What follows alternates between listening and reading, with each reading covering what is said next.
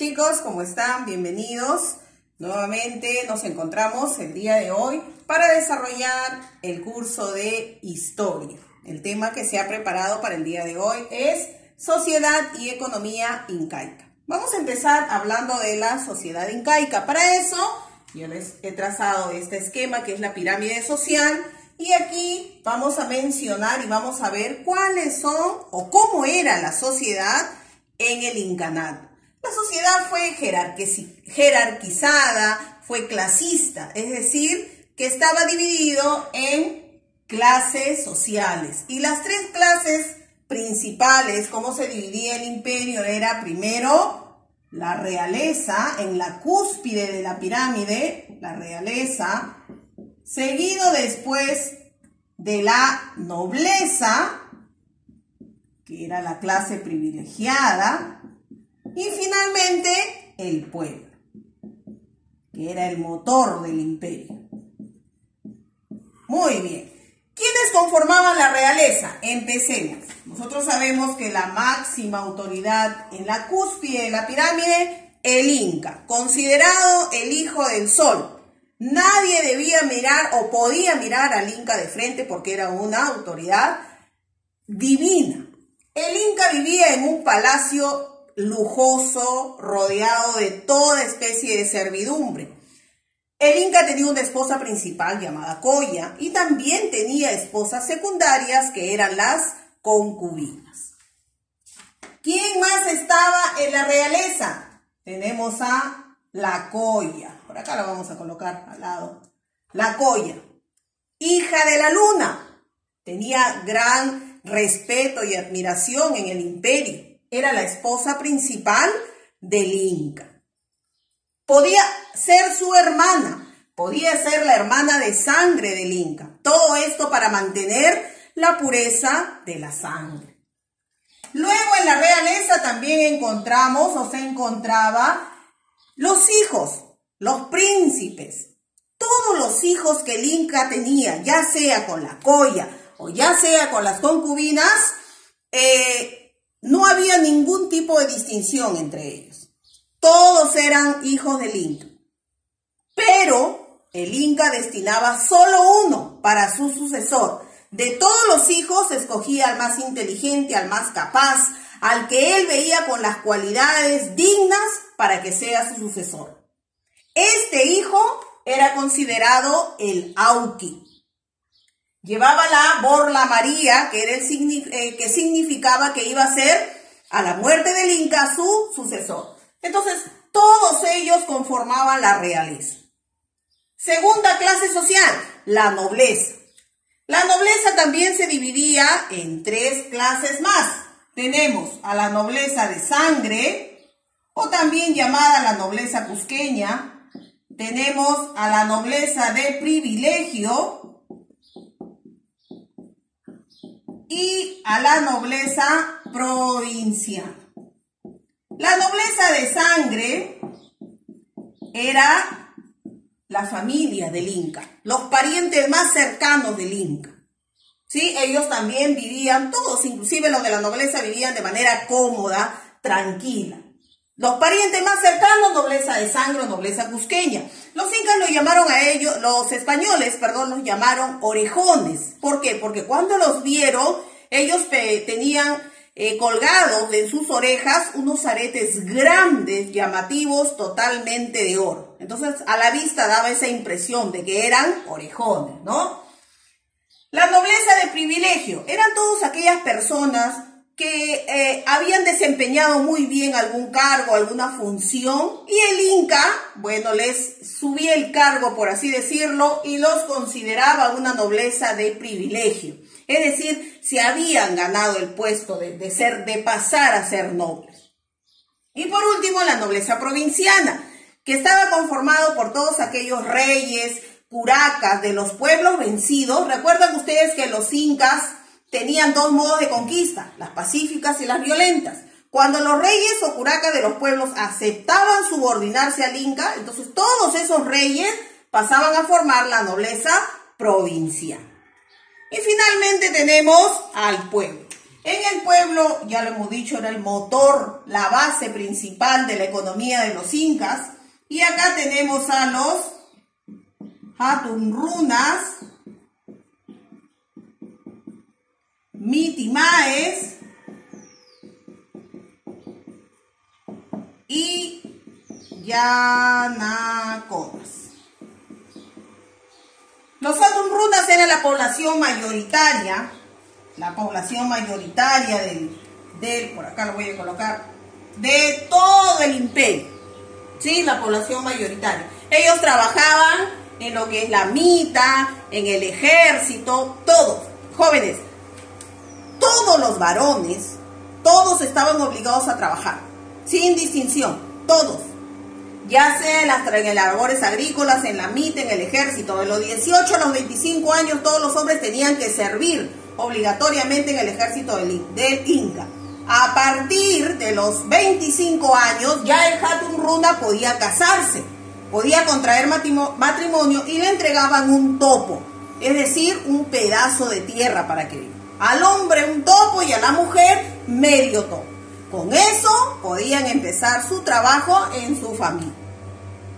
Los Mitimaes también era parte del pueblo y estos hombres eran trasladados a las regiones donde los incas habían conquistado, a los pueblos vecinos, para encargarse de debilitar a ese pueblo y no pueda levantarse nuevamente.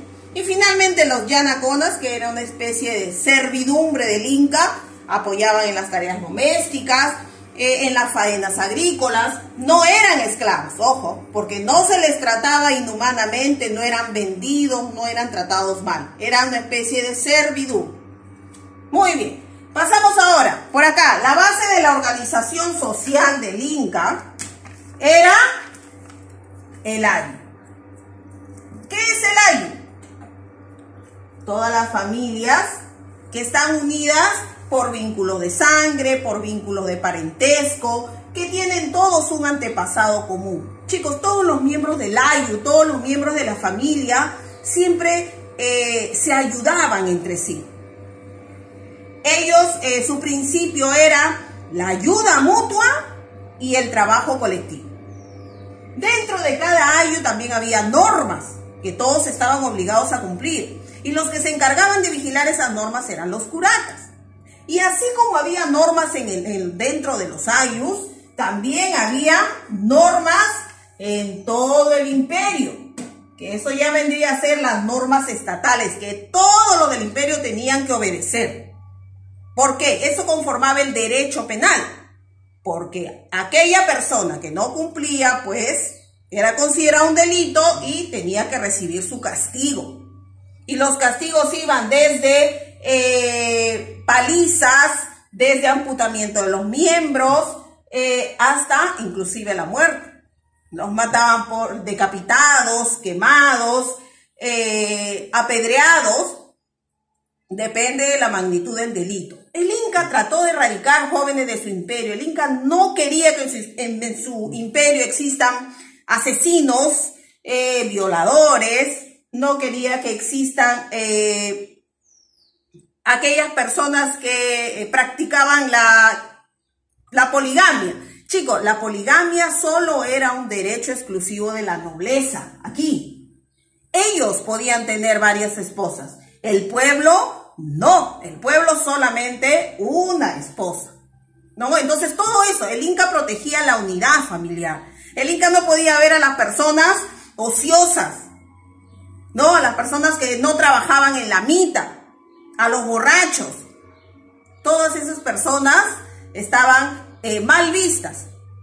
Y cuando eran reincidentes, pues se les aplicaba su castigo.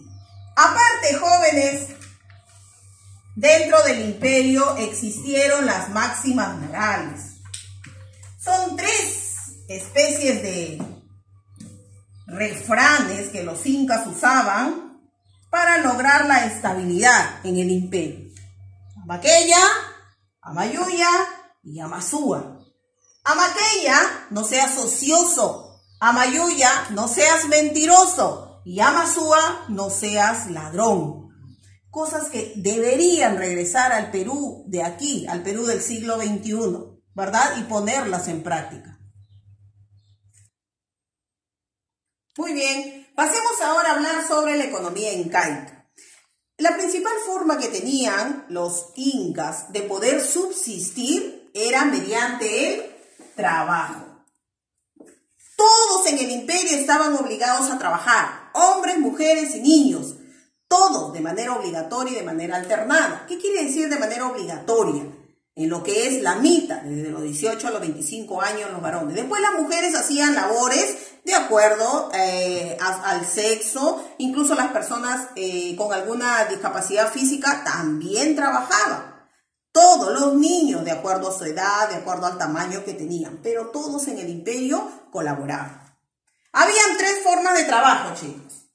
El primero, el aini, la minca y la mita, ¿verdad? Ya ustedes han escuchado hablar. El aini era el trabajo colectivo, cooperativo entre los miembros del ayu. Todos los miembros del ayu se ayudaban entre sí. Ya hemos dicho que el ayu es un conjunto de familias. De repente se podían ayudar en la construcción de un techo, de repente alguna cosecha. La minca era el trabajo obligatorio y colectivo que se hacía para el beneficio de varios ayllus, de una comunidad. Por ejemplo, para la construcción de un puente. El Estado, el Inca, ordenaba la construcción de un puente y todos de esa comunidad participaban. Y la mita era un trabajo obligatorio para el Estado. En trabajos más fuertes, ya por ejemplo, la construcción de fortalezas, de ciudades, de tambos, ¿verdad? Y todos estaban los varones de 18 hasta los 50, a trabajar en la mita. De 18 hasta los 50 años, obligatorio. Muy bien. Todos tenían tierras, hemos mencionado. Todos tenían tierras. ¿Cómo se repartían estas tierras? Habían tierras del Inca, tierras del Sol y finalmente, chicos, tierras del pueblo. Las tierras del Inca, todo lo que se cultivaba en esas tierras iban para el Inca y para la nobleza. Las tierras del Sol, todo lo que se cultivaba iba para los sacerdotes, para las agyas, para las ofrendas y para las fiestas religiosas. Y las tierras del pueblo, como su mismo nombre lo dice, los beneficiarios eran todo el pueblo. ¿Sí? Así estaba distribuido las tierras. La base de la economía incaica, jóvenes, la actividad principal fue la agricultura. Y ellos practicaron unas técnicas agrícolas que todo el mundo conoce, miren. Los andenes, por ejemplo, que son cultivos en las laderas o en las faldas de los cerros. Los camellones, chicos, miren las figuras, que son chacras levantadas, rodeadas de agua. De esta manera mantenían la temperatura y evitaban las heladas. Tenemos otra forma de tecnología, los huachaques, que al contrario de los camellones que eran chacras elevadas, los huachacres eran chacras hundidas. Esto más se practicó en la costa. ¿Qué hacían? Cavaban en la arena y hasta que más o menos encontraban la tierra húmeda, ahí sembraban aprovechando el agua del subsuelo. Y por último tenemos las cochas. Las cochas eran una especie de lagunas artificiales que los incas aprovecharon para sembrar en los alrededores. Bien, jóvenes, eso es todo cuanto les puedo informar referente al tema del día de hoy. Nos estamos viendo. Hasta otra oportunidad.